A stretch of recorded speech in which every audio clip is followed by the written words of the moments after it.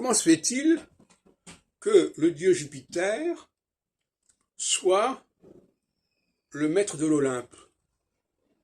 Alors je sais qu'il y a toute une histoire, parce qu'il a échappé à son père Saturne, qui voulait dévorer ses enfants, etc.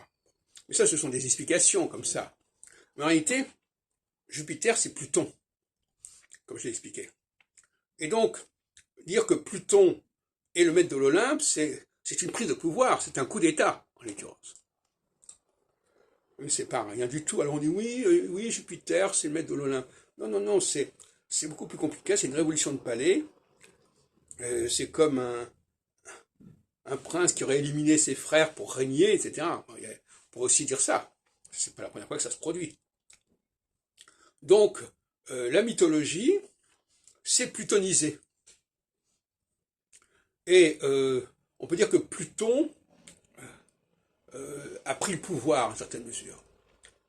Et Pluton, c'est celui qui est dans la mort. Et la mort, c'est ce qui échappe au plan divin. Parce que normalement, voilà, la nature fait que la mort, c'est terminé. L'histoire des zombies, c'est tout à fait ça. C'est une façon de dire, ah oui, mais non, ils sont morts, mais ils sont pas vraiment morts. C'est tous les films là-dessus, c'est pareil. Donc, en jouant sur la mort, on fait un pied de nez au plan divin. Et donc, ça n'est pas rien. Et je vous rappelle, évidemment, l'histoire, le débat entre Pluton et Déméter, Pluton et Cérès, Hadès et Cérès, Hadès et Proserpine, etc., on voit bien qu'il y a une dualité, et que quelque part, on aurait trouvé un accord avec 6 mois de l'année, le printemps et l'été, du côté de Cérès, et donc du côté du plan divin, et 6 mois de l'année du côté de l'ombre, du royaume de l'ombre, c'est-à-dire l'automne et l'hiver, etc. Bon. C'est un peu comme ça que ça se passe. Mais voyez-vous, on peut aller plus loin, on peut se poser la question.